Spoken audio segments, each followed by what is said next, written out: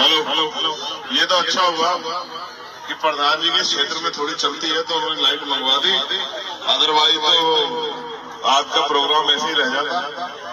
तो हम लोग इस देश में आजाद, यह देश आजाद हुआ 15 अगस्त 1947 और आज हम आजाद भारत के निवासी। लेकिन क्या हम सचमुच में आजाद हो गए? आजादी का मतलब सिर्फ सांस लेना नहीं। अगर आपस में बात करें समस्या खत्म होती तो आपको मेरी भी उठना पड़ती। आजादी का मतलब सिर्फ सांस लेना नहीं है। आजादी का मतलब सिर्फ 2 टाइम का भोजन नहीं।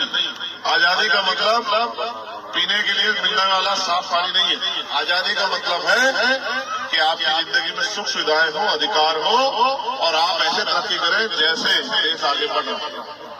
लेकिन आप महसूस करके देखो, देश में 80 करोड़ लोग सस्ते राशन पर डिपेंड हैं। यानी कि देश में 80 करोड़ से ज्यादा लोग गरीब हैं, बेबस हैं, गरीबी रेखा से नीचे हैं और तमाम तरह की परेशानियों का सामना करते हैं। मैं समझता हूँ बाबा साहब ने कहा था कि गुलाम को गुलामी का एहसास करा दो, वो अपनी बेड़ियां स्वयं काट देगा। हमें गुलामी में सहने की आदत पड़ गई है, हमें गुलामी में खुश रहने की आदत पड़ गई है और जो रूखा सूखा हमें मिल रहा है मेहनत मजदूरी करके, हम उसी में खुश हैं। हम अपनी जिंदगी में बदलाव नहीं चाहते और अगर बदलाव नहीं चाहते तो फिर कोई परेशानी नहीं।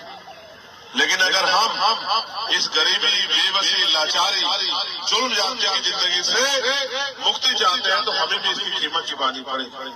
जिस तरह से आप कोई सामान खरीदते हैं उसकी कीमत चुकानी पड़ती है, उस तरह से हक अधिकार चाहिए, इसके लिए भी कीमत चुकानी पड़ती है। क्योंकि हक अधिकार संविधान में जहाँ लिखे हैं उसके लिए भी बाबा साहब अम्बेडकर ने अपने 4 बच्चे कुर्बानी दी।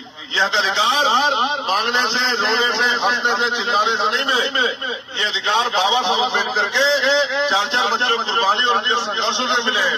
हमें तो ये मुफ्त में मिल गए हैं, इसलिए हमारे साथ में हमारे अधिकार छीन रहे हैं। हम लोग शराब पी के बोझ काट रहे हैं, हमें इस बात का फर्क नहीं कि आने वाले काल में हम इस देश में सर उठा के चलने के लायक नहीं रहे। आज भी पुलिस है, कानून व्यवस्था है, प्रशासन है, आर्मी है, अर्धसैनिक बल है, फिर भी बहन बेटियों की रेप हत्याएं होती है, फिर भी गरीबों के साथ हत्याएं होती है, फिर भी लोगों को मार के लटकाया जाता है, फिर भी बच्ची झूले में, घोड़ी में बैठने में, मूछे रखने पे और